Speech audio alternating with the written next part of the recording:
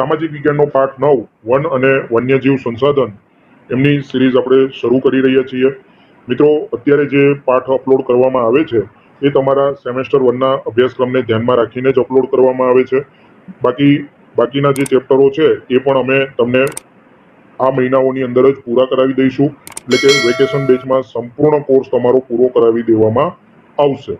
હવે આ પાઠની અંદર આપણે જંગલોનું વર્ગીકરણ, ત્યારબાદ નિર્વનીકરણ એટલે કે જંગલોનો વિનાશ, નિર્વનીકરણની અસરો, વન સંરક્ષણ અંગેના ઉપાય, વૈવિધ્યસભર વન્યજીવ, લુપ્ત થતું વન્યજીવન, ત્યારબાદ વન્યજીવોના વિનાશના કારણો, વન્યજીવ સંરક્ષણ માટેના ઉપાય અને વન્યજીવ સંરક્ષણ માટેની યોજનાઓ, આટલા ટોપિક ઉપર ચર્ચા કરવાની છે.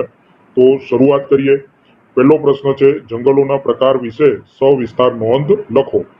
તો અહીં જે જંગલો છે એને વહીવટી હેતુસર જોઈએ તો 3 વિભાગમાં વહેંચવામાં આવેલા છે. જેમાં પહેલા છે આપણા અનામત જંગલો એટલે કે આરક્ષિત જંગલો, બીજા છે સંરક્ષિત જંગલ અને ત્રીજા છે અવર્ગીકૃત જંગલ. તો તમારો એક પ્રશ્ન એ પણ બને છે કે વહીવટને આધારે જંગલોના પ્રકારો વર્ણવો. તો તમારે 3 પ્રકારો વર્ણવવાના છે. જેમાં પહેલું છે આપણું અનામત જંગલો. તો અનામત અથવા તો આરક્ષિત જંગલ કોને કહેવાય? તો અહીં વૃક્ષો કાપવાની, લાકડા વીણવાની, ખેતી કરવાની કે પશુઓ ચરાવવાની પરવાનગી આપવામાં આવતી નથી. ઇન શોર્ટ, અહીં જંગલોની અંદર કોઈ પણ પ્રકારની માનવીય પ્રવૃત્તિઓ થશે નહીં અને આ જંગલો એ સરકારના સીધા નિયંત્રણમાં આવેલા હોય છે.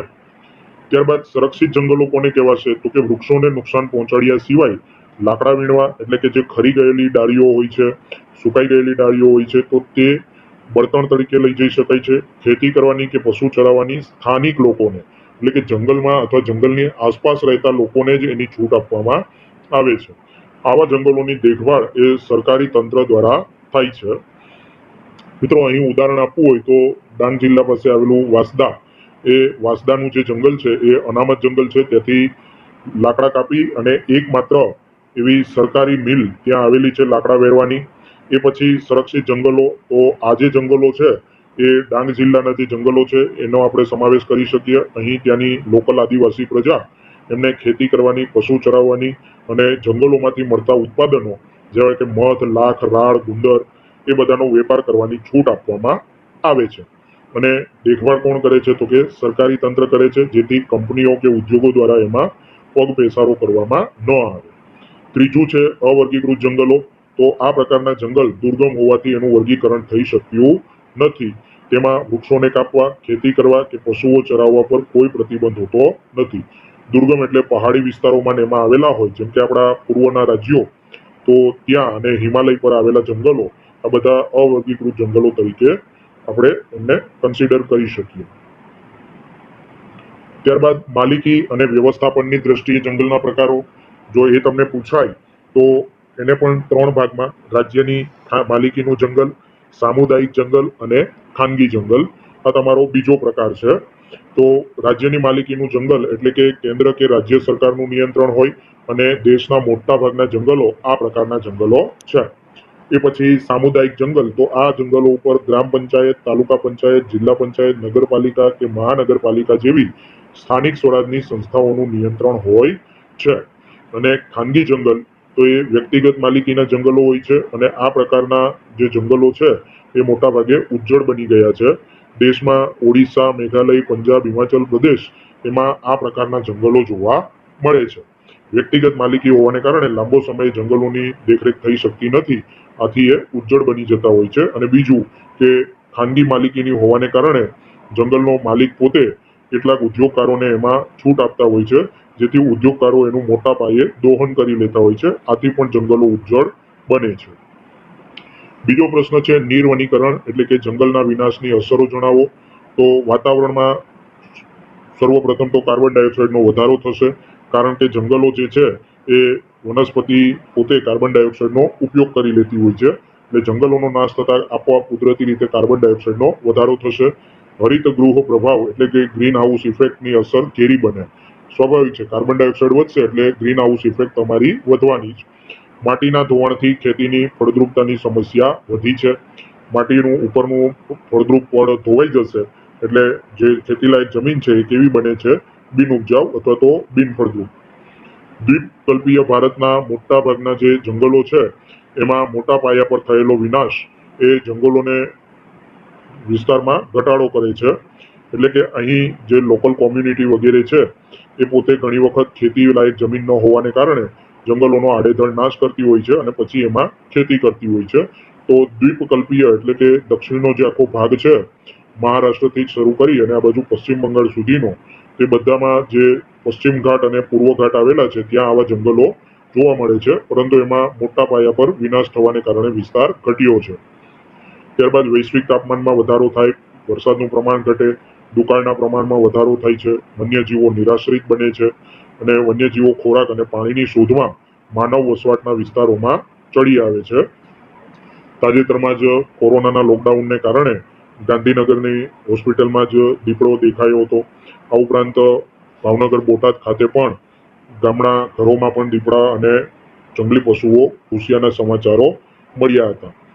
માંસાહારી વન્યજીવ દ્વારા જંગલની નજીકના ક્ષેત્રમાં વસતા પશુપાલકો એના પાલતુ પશુઓના મારણના બનાવ વધી રહ્યા છે. ખાસ કરીને આવા કિસ્સાઓ ગીરના જંગલોમાં વધુ જોવા મળે છે, જ્યાં સિંહ એ ગામમાં ઘૂસી જતા હોય છે અને જે પશુપાલકો છે એના પશુઓનું મારણ કરતા હોય છે. અહીં તમે જોઈ શકો છો કે વાછડાને એ ભક્ષણ કરી રહ્યો છે. કેટલાક વન્ય પ્રાણીઓ પણ લુપ્ત થઈ ગયા છે કે જે જંગલોમાં જ વસવાને માટે બન્યા હતા, તો જંગલો ઘટવાને કારણે પ્રાણીઓ પણ લુપ્ત થયા. વન સંરક્ષણના ઉપાયો જણાવો. તો બળતણની જરૂરિયાત માટે લાકડાને સ્થાને આપણે સૌર ઉર્જા, પવન ઉર્જા કે બાયો ઉર્જા એનો ઉપયોગ કરવા માટે લોકોને પ્રોત્સાહિત કરવા જોઈએ, જેથી લાકડા માટે એ લોકો વૃક્ષોને કાપતા અટકશે. ત્યારબાદ અન્ય સામગ્રીઓ જે લાકડાના સ્થાને ઉપયોગમાં લઈ શકાય તો એના સંશોધનો હાથ ધરવા જોઈએ. જે વૃક્ષો અનિવાર્યપણે કાપવા પડે તો તેની જગ્યાએ એ જ પ્રજાતિના વૃક્ષો વાવવા જોઈએ અને અપરિપક્વ વૃક્ષોના કાપવા પર સંપૂર્ણ પ્રતિબંધ મૂકવો જોઈએ. ઇકો ટુરિઝમના વિકાસના નામે જંગલોની સ્થિતિ ન જોખમાય એ માટે પણ કડક નિયમન કરવું જોઈએ. અહીં ઘણી વખત એવું થતું હોય છે કે જે જંગલ વિસ્તાર હોય છે તો એમાં ઇકો ટુરિઝમના નામે કેટલોક વિસ્તાર સાફ કરી દેવામાં આવે છે અને પછી ત્યાં ટુરિસ્ટો માટે રહેવાની સગવડ એટલે કે કાચા મકાનો, ઝૂંપડી ને એવું બનાવવામાં આવતું હોય છે. ગુજરાતમાં કેવડી ખાતે પણ આવું ઇકો ટુરિઝમ જોવા મળે છે. અન્ય સ્થળોએ પણ ઇકો ટુરિઝમને વિકસાવવામાં આવેલા છે. સ્થાનિક લોકોમાં જંગલોના જતન માટે વ્યાપક જનજાગૃતિ કાર્યક્રમોનું આયોજન કરવું, શાળા કોલેજના પાઠ્યપુસ્તકોમાં વન સંરક્ષણ અંગેની વિગતોનો સમાવેશ કરવો અને વિદ્યાર્થીઓને વન સંરક્ષણની જરૂરિયાત સમજાવવી. ઘાસચારો તથા બળતણની જરૂરિયાત માટે સામાજિક વનીકરણ અને કૃષિ વનીકરણ જેવા કાર્યક્રમોને પ્રોત્સાહન આપવા સઘન પગલાં ભરવા. સામાજિક વનીકરણ એટલે શું? તો કે નિશ્ચિત સમાજના કે સમુદાયના લોકો સાથે મળી અને વૃક્ષારોપણ કરતા હોય છે, તો એ સામાજિક વનીકરણ. અને કૃષિ વનીકરણ એટલે મોટાભાગે ખેતરોની આસપાસ જે જગ્યા હોય છે એની અંદર વૃક્ષો વાવવામાં આવે જે લાંબા ગાળા સુધી ટકી શકે. વન સંસાધનોનો કરકસરભર્યો ઉપયોગ કરવો જોઈએ. કીટકોથી ક્ષતિગ્રસ્ત થયેલા વૃક્ષોને દૂર કરવાથી બીજા તંદુરસ્ત વૃક્ષો બચી જશે અને તેનો વિકાસ ઝડપી બનશે. જે વૃક્ષો પર કીટકોનો મારો જોવા મળે અને વૃક્ષને ક્ષતિ થઈ હોય તો એવા વૃક્ષોને આપણે દૂર કરવા જોઈએ, જેથી અન્ય વૃક્ષોને અકારણ થતું નુકસાન અટકાવી શકાય. દાવાનળથી જંગલો નાશ પામે છે અને જંગલોમાં આગ ન લાગે એની તકેદારી માટે આગ લાગે તો તેના તત્કાલિક શમન માટે રાષ્ટ્રીય સ્તરે સ્વતંત્ર તંત્ર કે દળ ઊભું કરવું.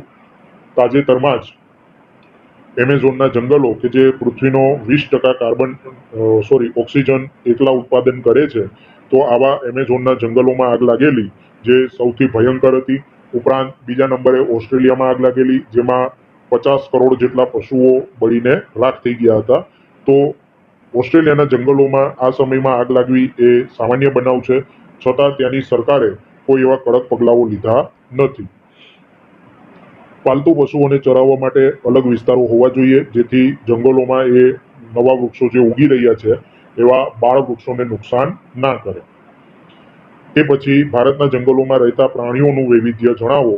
તો વિશ્વમાં પશુ અને પક્ષીઓની આશરે 15 લાખ જેટલી પ્રજાતિઓ છે, જેમાંથી 81,251 જેટલી પ્રજાતિઓ માત્ર અને માત્ર ભારતમાં આવેલી છે. જૈવ વિવિધતાની દ્રષ્ટિએ સમગ્ર વિશ્વમાં ભારતનું સ્થાન 12મું છે. વસ્તીની દ્રષ્ટિએ પ્રથમ છે. વિસ્તારની દ્રષ્ટિએ આપણે 7મા ક્રમે છીએ, જ્યારે જૈવ વિવિધતાની દ્રષ્ટિએ ભારત 12મા ક્રમે છે. એશિયા, યુરોપ અને આફ્રિકા ત્રણેય ખંડોના વન્યજીવો ભારતમાં જોવા મળે છે. ભારતના વન્યજીવોની વિવિધતા જોઈએ તો ભારતના જંગલોમાં આફ્રિકાના ઝરખ, ચિંકારા, યુરોપના વરુ, દક્ષિણ પૂર્વ એશિયાના હાથી અને ગિબન વાંદરાઓ જોવા મળે છે. આ ઉપરાંત કાળા રંગના રીંછ, એક સિંગી ગેંડા જે ખાસ કરીને આસામ કાઝીરંગા નેશનલ પાર્કમાં જોવા મળે છે. કાશ્મીરી મૃગ, હરણ, ઘુડખર, અનેક જાતના સાપ, અજગર અને રાજનાગ વગેરે પણ અહીં જોવા મળે છે. હિમાલયમાં લગભગ 3000 મીટરની ઊંચાઈએ જોવા મળતો હિમદીપડો એ ત્યાંના શીત વનોમાં એટલે કે જંગલોમાં જોવા મળે છે. લાલ પાંડા એ ભારતના હિમાચ્છાદિત વિસ્તારોનું અને યાક પ્રાણી, યાક એ એક પ્રકારનો જંગલી ભેંસની જ પ્રજાતિ છે. એના શરીર ઉપર રૂંવાટી પુષ્કળ પ્રમાણમાં આવેલી હોય છે અને શરીરે એ એકદમ મજબૂત અને ખડતલ બાંધાનું હોય છે. દુનિયામાં માત્ર ભારતમાં જ રાષ્ટ્રીય પ્રાણી વાઘ અને સિંહ એમના કુદરતી આવાસોમાં વિચરે છે. બાકી આફ્રિકાને બાદ કરતા લગભગ ક્યાંય સિંહ જોવા મળતા નથી. સુંદરવનના જંગલો અને કાન્હા નેશનલ પાર્ક મધ્યપ્રદેશમાં વાઘની વસ્તી વધારે છે.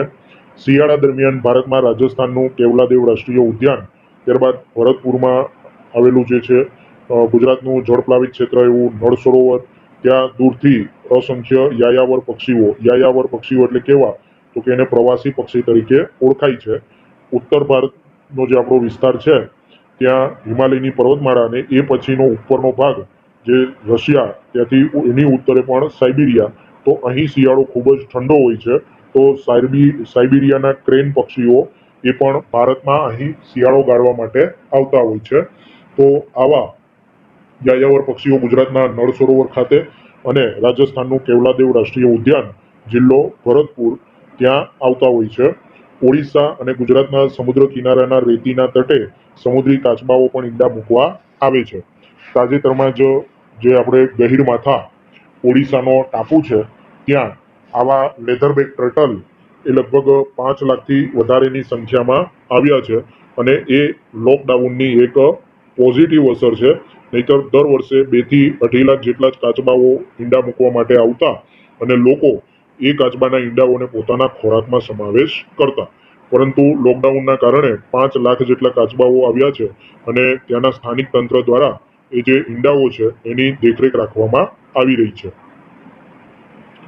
પાંચમો પ્રશ્ન છે લુપ્ત થતા વન્યજીવ વિશે નોંધ લખો. તો જે પ્રાણી જાતિના છેલ્લા સજીવના મૃત્યુ વિશે લેશ માત્ર શંકા ન રહી હોય તે પ્રાણી જાતિ લુપ્ત વન્યજીવ કહેવાય છે. તાજેતરમાં જ સફેદ જીરાફ જે કેનેડામાં જોવા મળ્યું હતું એને મારી નાખવામાં આવ્યું અને એ પૃથ્વી પરનું સૌથી છેલ્લું પ્રાણી હતું. સફેદ જીરાફ એટલે કે આલ્બિડો તરીકે પણ એ ઓળખાય, જેનો રંગ અન્ય પ્રાણીઓ એની જ પ્રજાતિના પ્રાણીઓ કરતા જુદો હોય છે. તો એવું અંતિમ પ્રાણી પણ મૃત્યુ પામે અને એ ફાઇનલ હોય તો એ પ્રાણીને લુપ્ત વન્યજીવ કહે છે. અને અસંખ્ય વન્યજીવો આજે વિનાશના આરાએ આવીને ઉભેલા છે. આનું કારણ એ પણ છે કે ચાઇનાના લોકો જે રીતે બેફામ આવી પશુ પંખીઓની પ્રજાતિઓ, પ્રાણીઓ, સી ફૂડનો ઉપયોગ કરી રહ્યા છે તો એના કારણે પણ એમાં ધડાધડ ઘટાડો થતો જોવા મળે છે. ગઈ સદીની શરૂઆતમાં વાઘ સમગ્ર ભારતમાં જોવા મળતા, પરંતુ આજે માત્ર મધ્યપ્રદેશ, પશ્ચિમ બંગાળ અને હિમાલયના ક્ષેત્રોમાં જ જોવા મળે છે. તો આની પાછળનું કારણ છે તે સમયે રાજા મહારાજાઓની શિકાર પ્રવૃત્તિઓ. એ સમયે એકલા પંજાબના મહારાજાએ 17,000 વાઘનો શિકાર કરેલો હોવાની ઓફિશિયલ નોંધ જોવા મળે છે. આ સમયગાળામાં ગુજરાતમાં ઈડર, અંબાજી અને દાંતાના જંગલોમાં પણ વાઘ હતા. આજે ગુજરાતના જંગલોમાંથી વાઘ સંપૂર્ણપણે નષ્ટ થઈ ચૂક્યા છે, કારણ કે આ જંગલોનો વ્યાપ પણ ઓછો થતો જાય છે અને એના કારણે જ વાઘ પણ અહીંથી નષ્ટ થઈ ગયા છે. ભારતના જંગલમાંથી ચિત્તો એ પણ લુપ્ત થઈ ચૂક્યો છે. આ ઉપરાંત ભારતના જંગલોમાં જે અગાઉ જોવા મળતા એવા પક્ષીઓની અનેક જાત એ પણ હવે ભાગ્યે જ જોવા મળે છે. ગીધ, ગુલાબી ડોકવાળી બતક, સારસ, ઘુવડ આ પક્ષીઓ ભયના આરે આવીને ઊભા છે. જે ગુલાબી ડોકવાળી બતક છે તો એ તમને ખૂબ ઓછી જોવા મળે છે, જ્યારે આ પક્ષી એ સારસ છે, કાચબા અને ઘુવડ એની ઘણી બધી પ્રજાતિઓ પણ લુપ્ત થવાના આરે ઊભી છે. એટલે જો એમનું સંવર્ધન કરવામાં આવે અને સંરક્ષણ આપવામાં આવે તો એની સંખ્યામાં વધારો કરી શકાય એવું છે. અરુણાચલ પ્રદેશમાં એક સમયે મોટી સંખ્યામાં જોવા મળતા ચિલોત્રો પક્ષીની જાતિ છે એ ભાગ્યે જ જોવા મળે છે. નદીઓના મીઠા પાણીમાં જોવા મળતી મગરની પ્રજાતિ ઘડિયાળ સામાન્ય મગરનું નાક મોઢું જે હોય છે એ કંઈક આ પ્રકારે હોય છે, પરંતુ ઘડિયાળ મગર જે છે તો એનો આગળનો ભાગ સાંકડો અને પછી પાછળનો ભાગ પહોળો હોય છે મોઢાનો. તો એ ઘડિયાળ પ્રજાતિ તથા ગંગા નદીમાં જોવા મળતી ગંગેય ડોલ્ફિન એ પણ વિનાશને આરે ઉભેલા જીવ છે. ઓડિશા અને ગુજરાતના સમુદ્ર કિનારે ઈંડા મૂકવા આવતા સમુદ્રી કાચબા એની પણ સંખ્યા સતત ઘટતી જાય છે. ગુજરાતમાં નર્મદા, તાપી, મહી અને સાબરમતી નદીમાં પણ જળ બિલાડી એ લગભગ લુપ્ત થઈ ગઈ છે, એટલે હવે એ બહુ જોવા મળતી નથી.